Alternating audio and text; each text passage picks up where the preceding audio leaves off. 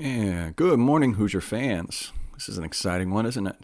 To another victorious edition of Hoosier Morning After. This is Hoosier Morning After Ohio State. So obviously we needed a big one. We needed this one big time. So the Hoosiers are victorious, winning against a ranked number 11 Ohio State, 54-66. Hoosiers had a great effort out there. Guys played really good. We had lots of good answers and things happen from the previous game. So IU started, got up to a respectable lead. With about they were 16-25. IU was up by 9. The 10-minute mark in the first half, and it makes only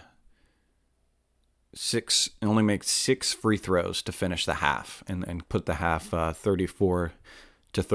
So despite overall a good outing by the team, we still weren't without those moments of lapses on offense that we had.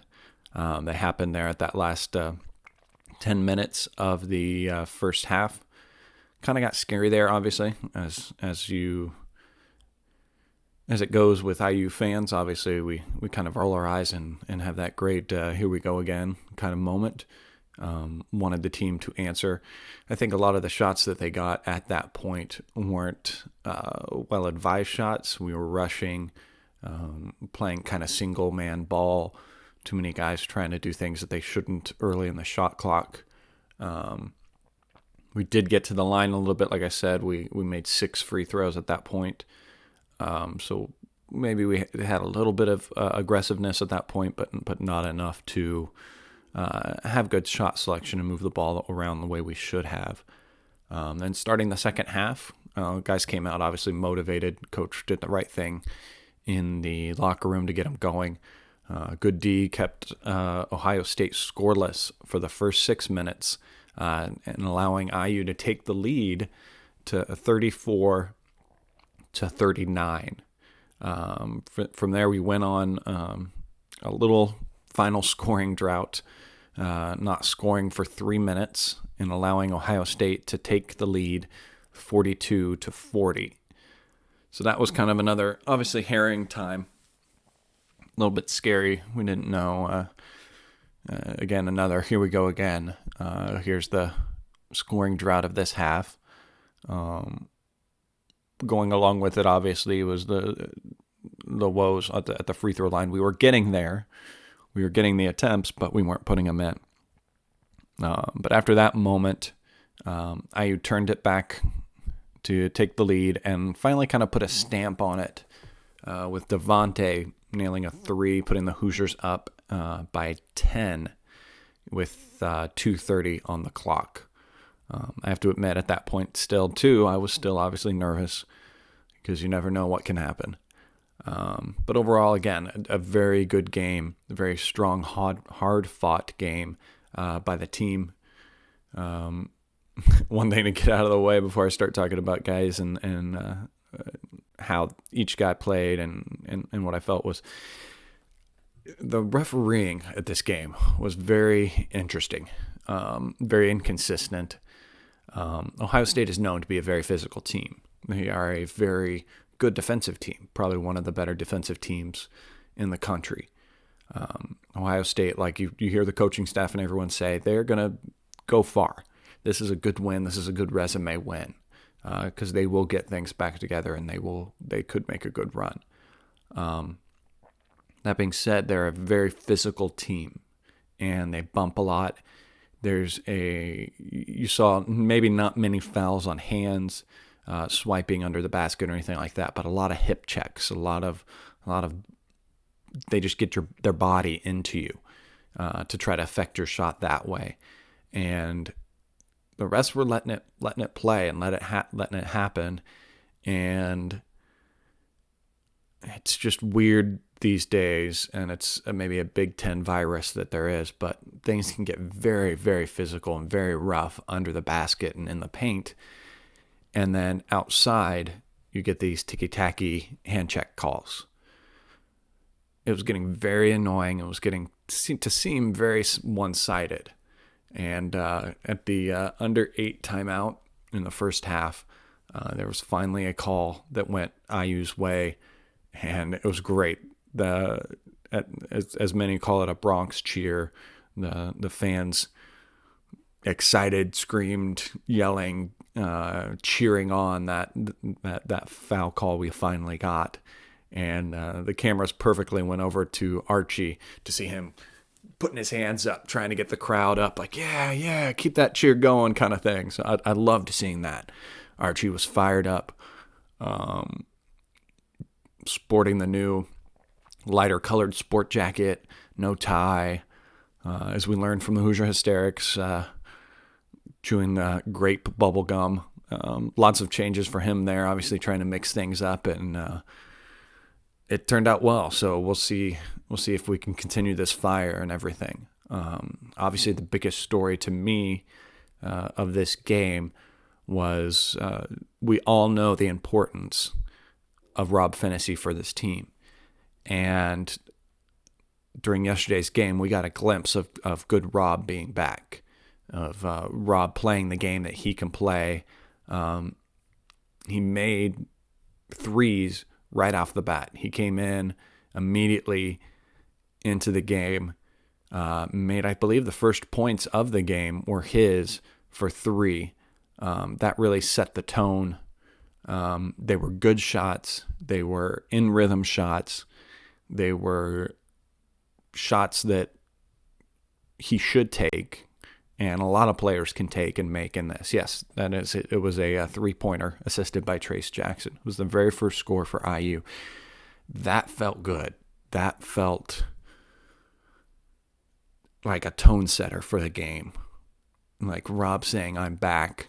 This is how I'm going to play. This is what I'm going to do. And yeah, it felt really good. Then immediately after that, coming down and getting the ball underneath Trace, and Trace getting a little bit of a reverse layup. And then later on, Rob got another 3-pointer assisted again by Joey Brunk. So again, we're playing inside out like we should, getting touches inside.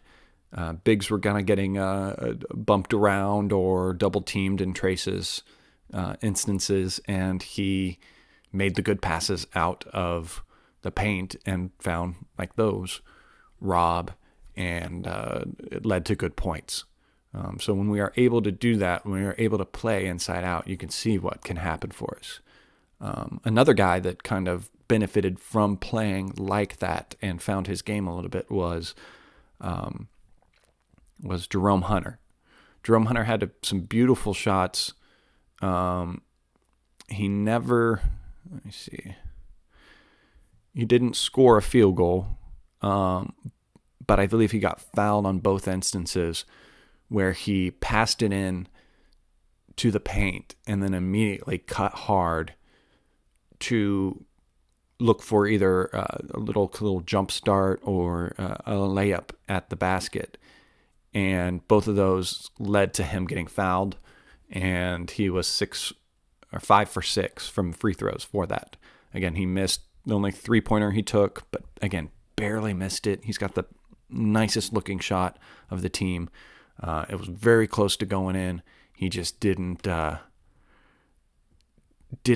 really follow through right or what. I don't know. It's just there's one little thing missing that's not allowing him to be able to hit those shots in. And as Jared says on assembly call, he's just so close to being able to break out. There's just one last little thing that needs to happen, and he's going to just be on fire. He's a threat that we want to have. I really kind of feel like a player comp coming. He's very much like a Watford type of player. He posted up this time. Those post-ups look really good. He's going to play a lot of 3. Could even maybe play 2. I don't know. We'll see once that kind of shot develops. And he's going to have some mismatches. The guy that was on him when he posted up was 3 inches shorter than him, I believe. So he's going to have that happen a lot when he's playing the 3. So I like him posting up. I want to see that a lot more out of him. I think that's something that's going to benefit his game. It's going to be looks that are there. And obviously, if it is a mismatch and the other team feels like they need to help that and help side comes, since he's playing the 3, there should be 2 bigs right over there ready to receive. And if he can find that pass too, there's another great play and a great asset that he can be. Hopefully his game comes this year. Hopefully we get to see it this year at full tilt, if not maybe at least 70, 80%. I believe we're still kind of kissing around the 70. I believe when we get up there a little bit higher, once those shots coming in, it's going to really jump. His game's going to be a lot better, and bodes well for the future of the team. Seeing him play like he is, and seeing the potential that he has. So Rob, obviously, again, was the big line. I think the second biggest line of this game and reason for victory like we had was our bigs down below. Shutting down Wesson, getting him to become a non-factor in the game. He still got his points. Let me see what he ended up with. He ended up with only 7 points. No, hold on. Looked at the wrong one. 11 points. So that's pretty good for a guy that he, without looking at his yearly stats, he was 3 for 11 from the field. That's great. That's great. A guy that's as dominant as he is, as large as he is, as mobile as he is underneath, to be able to make him miss that many shots is fantastic. It makes me very happy for our guys down below. A lot of that was Joey Brunk. Took that assignment for the most of the game, and he plays like a guy motivated. I think he feeds off the crowd the most of anyone on this team. He feels that energy. Again, I think that comes from a guy that loves the culture and loves the team. His love is probably the highest as well on the team. Just played him really hard, shut him down. He did make 2 3-pointers. He tried 4, only made 2 of them. That's going to happen with a big. That's part of our helping. We helped too hard on him and everything. Obviously, that's not too much of a concern. You're not going to get too many games where you're going to have a big that's going to come out, set the screen, it's going to be able to roll over and nail a 3. So, I mean, he probably doesn't hit that again at a high clip. So I'm not too worried about that. Speaking of bigs, they took Trace out of the game a little bit, double teaming him, but Trace did a good job of passing out of that. He only had 2 assists. I feel like he probably could have or should have had more because, again, his play and passing out of double teams was very good. 2 blocks, steal, and he ended up with just 6 points. Like I said, they definitely game plan. We're going to see that a lot where they're going to game plan to take Trace out of the game because he is our kind of go-to scorer. He's about the one that if we get in underneath enough to him, you can pretty much guarantee a score. So we're going to see that. And getting Rob back the way he is and other guys playing good off of those passes is just going to help to counter that. And it's good to see that we were able to do that to a degree. Al played aggressive. He played downhill. He played within the game, I felt. Allowed the game come to him. Wasn't out of control. Usually in these more physical games, he tends to struggle with. And he did struggle, again, a little bit, not having the highest point scoring, 3 points only. But I feel like he made baskets when he needed to, and he played well enough within the game. And then, obviously, the big story and the motivator, a lot of talk in between these 2 games about our seniors. Are they ready to play? That picture going around again of them sitting on the bench while the rest of the team is standing up and cheering. I don't like to. I kind of had an afterthought with that too because I saw that and I reacted like all of us do, going, oh, here's these Final Crean guys aren't bought in, don't like Archie. Fan base kind of all thought that kind of had those thoughts, I should say, when seeing that image, but we can't take too much stock in an image. It's a split second out of a full game, and we don't know what the context is of it. Did they just sit down right before it? Were they about to stand up right after that? We don't know. I mean, it could be, again, that they were sitting down then. But with Coach's message that he's going to shorten the bench and motivating the guys in practice, we saw that the bench motivated Devontae, taking him out of the starting lineup, having him come off the bench. That was the perfect thing for him. That is where he needs to be. He is a guy that can be an energy guy and a guy that can come off the bench. Andy, like Andy said, Andy Miller said on Twitter, arguably the best game they've played all season. Every guy played hard. Green is clearly more comfortable coming off the bench. Yes, of course, you can see that he's that good shot of energy. He's the guy that can find something that you don't see, mix things up a little bit. Now it's again scary when he does sometimes. I believe that last 3 that he took when we were up by 7 towards the end of the game, I got scared for. That 3-point shot scared me when that was going up, because I believe he took it pretty early in the shot clock. When that went up, I was like, uh-oh, he's trying crazy shots. He's going to miss this. They're going to come back. They're going to maybe hit a 2 or 3. Then they're that even closer. But because he made that shot and because he can and does make those little moments, those can be defining moments to put games away. We just have to weather the times when it's not there. But again, maybe he's motivated now. This is the right way to bring him off the bench and have him come in and be, again, that shot of energy that every team kind of needs. He finished playing 30 minutes. Again, talking about that, him coming off the bench overall did a very good job, scoring a lot of points for the team. And as Archie said, that he was going to shorten the bench and everything. Still, everyone pretty much played a good amount of minutes. Race and Armand with the least amount of minutes at 5 apiece. Everyone else was over 10. So I think that kind of went out the window a little bit with Coach when he found that some guys were able to come off the bench and contribute their own little piece to this game. So there was no reason to shorten that rotation. I believe guys stayed in a lot longer for stretches. The subs weren't as frequent as we had seen in the past. Also, continuing talking off the bench, it was good to see Duran. Duran had a good game. He came in. He had some good post moves. He had a very long, I think, an 8-foot hook shot that went in that was gorgeous. I think that was his only field goal. Yes, it was.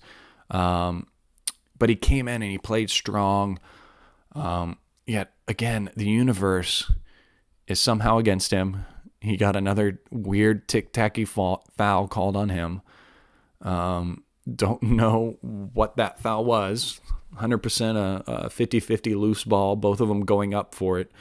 The other Ohio State guy pulls down the rebound. I think it was Young, and then starts to trip as he stumbles, as he's trying to gather the ball, and they call Duran for a foul. It was really weird, and that one really got both the crowd going and Archie going, and it's a bummer for him. And he was able to play through it again. He gave 11 great minutes, and was good to see him back closer to what kind of game he can play, and doing things that he can do. Other guys off the bench, I already talked about Jerome. Race did some good things going in there, coming off the bench. Again, I think he would have seen a lot more minutes had Duran and Joey not been playing so well against Wesson and shutting him down, it's hard to give him those minutes when you're getting the minutes you're getting from Joey and Duran. You're just not. Joey's a little bit more of an offensive threat than Race has been able to show. But yet, the guy was 1 for 1. Race was 1 for 1 from a field goal, and he did hit a 3, which, again, is in his arsenal. It's something that he did in high school, something that we may see more of. Overall team stats, the field goal percentage for the first half is what kind of really drug it down for the game. That big, long 10-minute stretch going 32% really kind of affected things, allowed us to end with a 40% field goal, 52 on the second half. Free throws is obviously where things got frustrating and lacked for us, hitting 20 of 36 from field goal. If we had hit our normal percentage, I think our average right now is around 68%. It got dropped down from this game. If we hit closer to our average, that's only 5 more points up there. Again, yes, I know, 5 points. Free points you'll take. That brings the game to a 17-point win. But it's something that, I mean, like we were saying, it was at least contagious. Ohio State wasn't hitting theirs either. They ended up with 57%. But still, we still made more than our opponents attempted. So that's good. If we can continue, at least do that. If we're missing, at least make more than they are attempting. That's pretty good. Second chance points, 7. Fast break points, 3.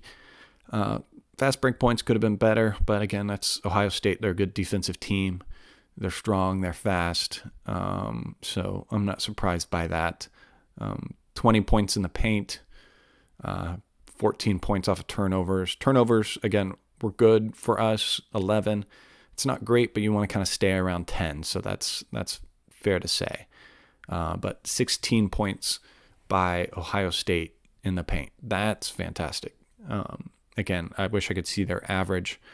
I didn't pull up any of Ohio State's numbers for the year, but I'm sure it's a lot higher than that with a guy like Wesson and his brother Wesson as well. They're a great duo to play.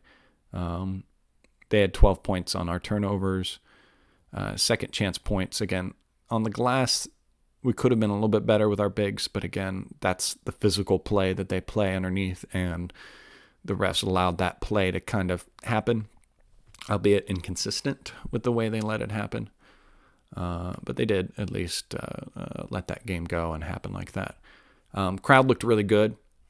Everyone looked excited. Again, students aren't back yet, so this was a crowd held by oldies. Was it that Don said? Old people are here or something like that. John Huff on Twitter said the crowd was electric today. The guys played with purpose and drive. Brunk was the star of the game. He fought for the ball on both ends of the court. Yep, exactly. Again, the crowd was given stuff to cheer for. That was the problem with the Northwestern game. The team did not give them a reason to cheer, and on this game, they gave them a reason to cheer, and the crowd backed them up because of that. Jason Barrett, you said on Twitter, this team is fun to watch when they attack the basket and play downhill every possession. Totally different team when Fennessy is starting and Devontae plays under control. Continue to play with fire for the full 40 minutes and shoot better free throw percentage. A run could be coming. Yeah, I mean, that's everything. Every time that I see this team struggling, it's because we're not attacking. Attack. That's what this team has to do. That's what we have to look for. Again, I've said it a few times. I'm going to always say it. I would rather see a turnover from driving and attacking the ball, or at least trying to get it underneath, than a poorly timed shot, than a possession where we just kind of dribble and pass it around on the perimeter, and then one of the guards tries an ill-advised jumper with low shot clock. As long as we attack, as long as this team is able to find a way off screens, rotations, passes underneath to attack the basket, this team will be successful. We will be able to do great things. So yeah, don't really know what else to add to this. I mean, again, this was a great outing by the guys. We need to continue this on. We need to continue this energy, continue this attacking mentality coming up, because we got 2 road games. Rutgers on Wednesday at 7:00. Rutgers is a very good team. They tend to be a big team and a physical team as well. So these are good, possibly good games back to back to have. It's a good, winnable game, a game that we could take from and quad 1 win, one that we could do and run away with. So we have Rutgers, and then we go at Nebraska. That's Saturday at 7. Again, if you remember before, we went into overtime when we played Nebraska at home. So that was not too great of a game. That was coming off the UConn game. It was a weird turnaround where they kind of got home late, they were tired and everything like that. So again, another winnable game that we could play better if we continue to play well. One side note, again, I guess maybe to talk to the concern coming into it now. I haven't seen anything. I looked at Twitter this morning. Dug around. I didn't see anything else mentioned. Hopefully that's no news is good news. But my concern moving forward is Rob's health. Rob got banged up again on a no call. It was a 50-50 ball, or not 50-50 ball even. It was a pass that DJ Carton tried to jump the passing lane and pretty much went through Rob in the process, kind of hip checked him or really kind of hit him in the body and the side. And the rest of the game, you kind of saw moments where Rob was holding his side. He was definitely hurting from it. And that's something that hopefully it didn't aggravate, because if you remember at the beginning of the season, he was out for a lower abdomen, an abdomen issue. So hopefully this didn't irritate whatever that was.